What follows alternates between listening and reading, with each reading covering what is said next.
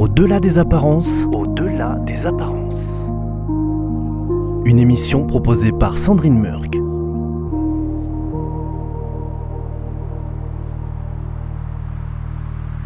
Bonjour chers auditeurs, nous poursuivons avec l'enfance de Leïla, aujourd'hui 28 ans.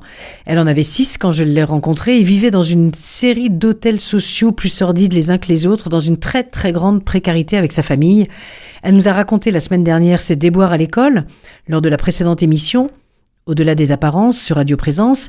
Mais il y a eu les merveilles de l'enfance aussi, et elle revient sur ces moments fondateurs pour l'adulte qu'elle est aujourd'hui.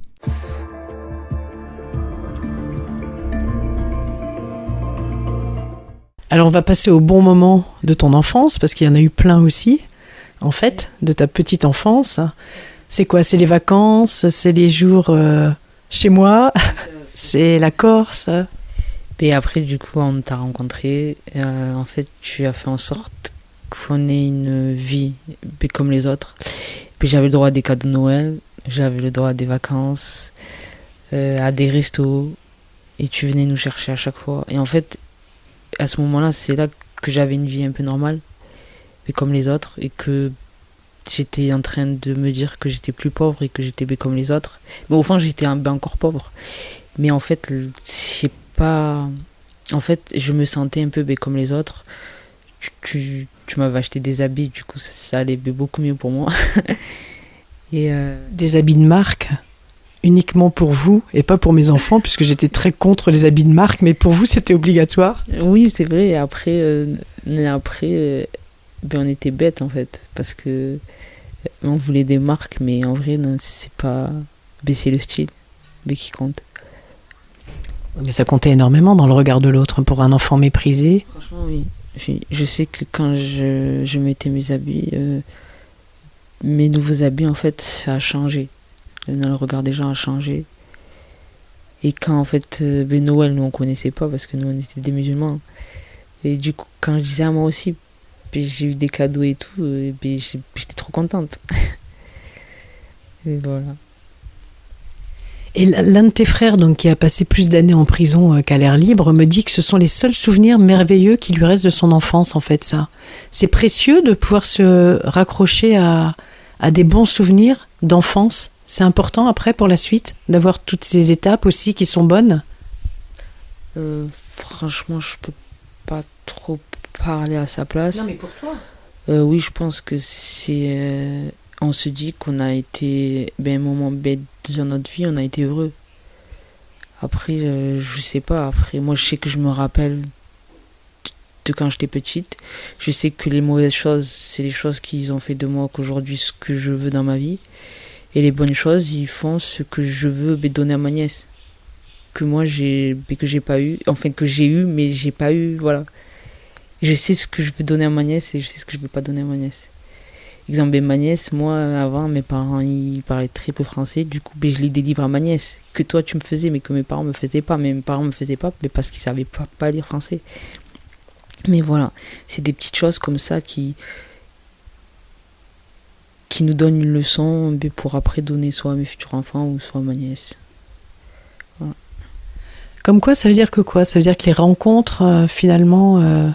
avec des personnes étrangères comme moi ou comme la maîtresse ou comme d'autres professeurs ensuite qui t'ont aussi et qui ont été des sacrés coups de pouce à l'éducation nationale. C'est un vivier impressionnant d'éducateurs.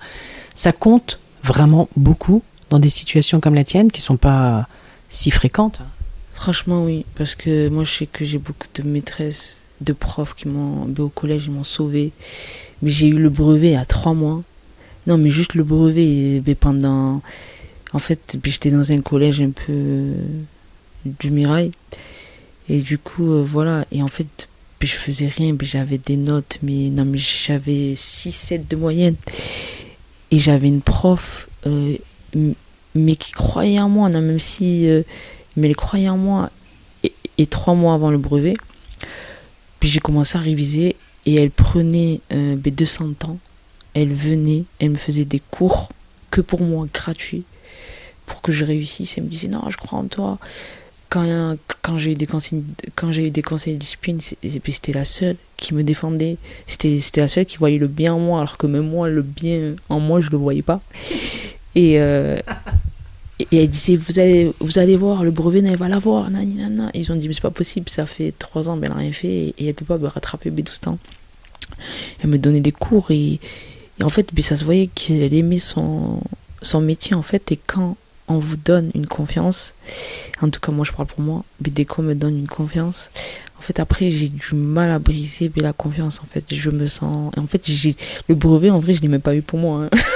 Le brevet je l'ai eu parce que elle avait dit que j'allais l'avoir et du coup après j'ai eu mon brevet et je sais que mes profs étaient choqués. Et après moi j'ai toujours eu des profs, ou que ce soit la principale de mon collège, elle croyait en moi. Et je sais que des fois, elle me disait, mais là, je suis obligée de te punir. Et je sais que je prenais des petites sanctions alors que je méritais des grosses. Après, la principale, parce qu'il y avait sa fille dans ma classe. Et du coup, en fait, je sais que sa fille, elle m'aimait bien. Et du coup, je pense que c'est aussi ça qui a joué. Mais en fait, c'est les profs qui font tout.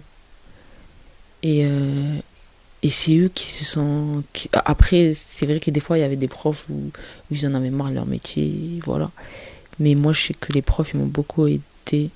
Et la seule chose que je regrette, c'est de ne pas les avoir écoutés avant, plus tôt. Non, parce que je pense que j'aurais pu faire de longues études. Bon, après, je suis contente de mon métier actuellement. Mais je sais que j'aurais pu devenir une autre personne. Mais aussi, en fait, quand tu fais des études et que t'es pauvre, c'est compliqué. C'est compliqué, tu veux vite travailler, tu n'as pas la même vie que les autres. C'est compliqué. On parlera de toutes les tâches qui t'incombaient dans cette vie de pauvreté au sein de la famille. Mais pour revenir à l'école, tes frères, eux, prennent pas le même parcours parce qu'ils deviennent vite violents, mais petits aussi. C'était pour les mêmes raisons, en fait. Quand ils cassent les vitres à l'école, toi, tu deviens un peu la peste de la classe. Tu deviens populaire parce que tu deviens très insolente aussi. Tu refuses d'apprendre, tu t'ennuies et tu... T'essaies de trouver une contenance, je pense, pour... tu joues à la forte, quoi, en fait, c'est ça. C'est exactement ça, en fait. Souvent, les gens qui ont des problèmes à l'école, qui sont méchants et tout, c'est parce qu'au fond, ils avaient aucune paix. Et en fait, on devient méchant. Non, les gens méchants, c'est qu'ils n'ont aucune paix. Ils ont un manque de confiance en soi. Moi, je le dis parce que je l'assume, parce qu'aujourd'hui, non, c'est plus le cas. Mais en fait... J'avais un manque de confiance en moi, au fond j'étais triste et le regard des gens, il comptait pour moi. Alors que, en fait le problème c'est qu'à l'école on nous apprend les maths, on nous apprend les français, mais on nous apprend jamais à avoir confiance en soi. On nous apprend jamais les vraies bases de la vie. Aujourd'hui à l'école j'ai appris plein de choses qu'aujourd'hui je m'en sers pas. Et voilà. Et l'insolence, ça te permettait d'exister par la force?